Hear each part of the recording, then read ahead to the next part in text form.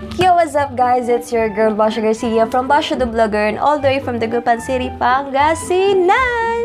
And welcome back again for my another vlog. So, for today's vlog, gagawa na naman po tayo ng isang makeup Halloween transformation at may gagayahin tayo. So, hindi ko alam kung mag-failed ba ako dito or kung anong kakalabasan, pero excited na ako kasi ang gagayahin natin ngayon ay si Joker at mag-gender bent na naman tayo. Female version ni Joker. Female version ni Jared Leto. So, sa Suicide Squad yun. Alam ko sobrang tagal na, pero thank you kasi may nag-request at nag-challenge talaga ako. 1, 2, 3, funk it!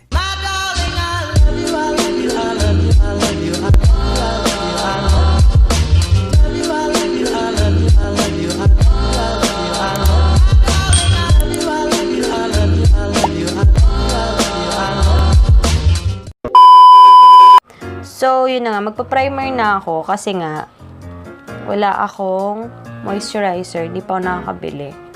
So, ginamit ko yung Says Lady na mattifying na primer kasi para mas kapit na kapit yung ilalagay natin na makeup sa ating mukha. So, kasi yung face niya dun is sobrang pale. So, try natin yun. At next ay magpa-foundation tayo. So, wala nang intro-intro to. And next ay magpa-foundation na tayo. So, gagamitin ko tong foundation ni Sassy Lady na longwear foundation. So, patay ng brush dito. At kukunin ko tong foundation brush ni Everbelen.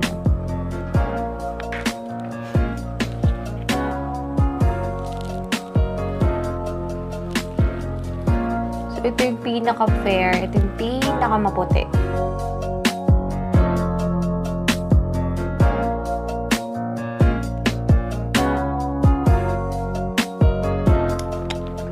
And next ay i-blend na natin siya.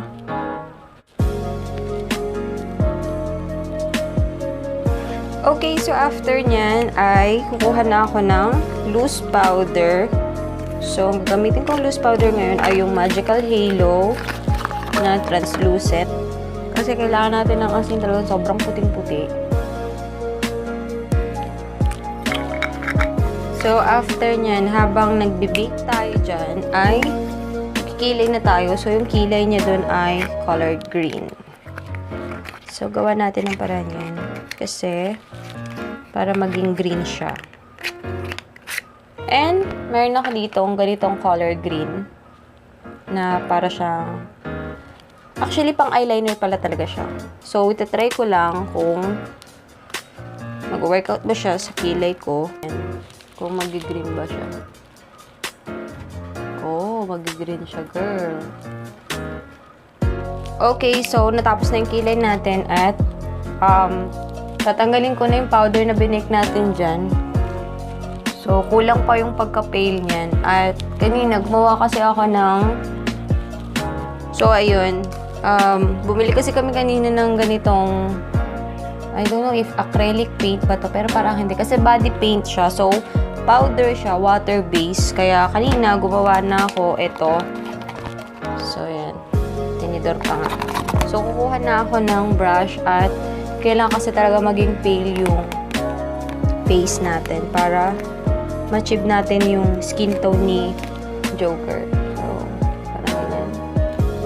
Okay, so after nyan, mag-set muna tayo ng powder. Kasi nga, yung ginamit natin ay water activated yun. So, hindi ko alam kung ayos ko ba. And next naman, habang nagbe-bake yung loose powder dyan, ay mag-eyeshadow na tayo. So, kunin nating eyeshadow today ay violet and black. So, yun yung combination niya. Kukuha na lang ako dito sa palette ko si Jaclyn Hill.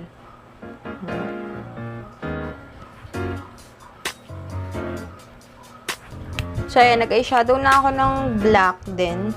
At maglalagay ako ng black eyeliner sa aking lower lash line para mas maging black na black pa siya.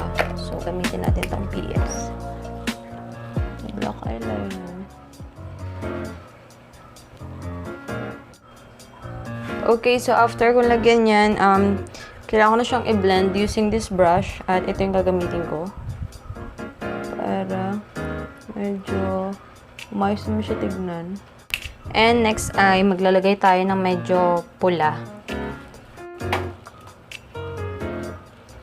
Okay, so parang ganyan. At mag-wing eyeliner na ako at magpo-false eyelashes. At I'll be right back, guys, kasi for my lips pa.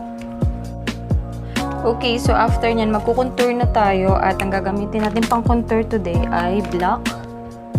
So, mag-black contour na tayo.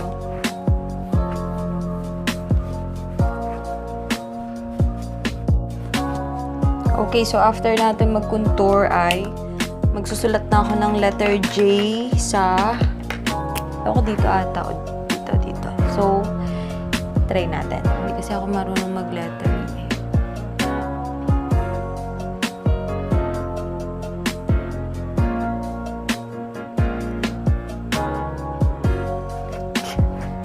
Isang pagkakamali mo lang talaga, promise. Hindi ko lang kung okay na to.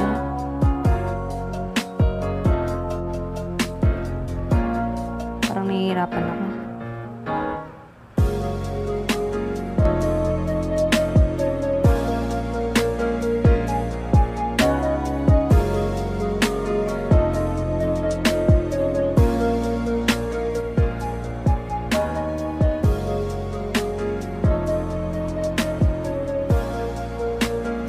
At mag-lipstick na tayo. So, gagamit ako ng lip liner na red.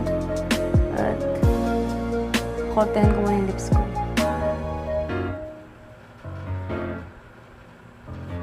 Okay, so mag-lipstick na tayo at gagamitin natin tong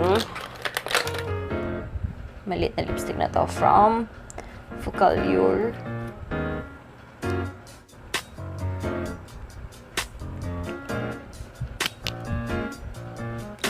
And I'll be right back for my finished look. Yes, at maglalagay pa ako ng pampakintab dyan. So, maglalagay tayo ng highlighter. And I'll be right back, guys.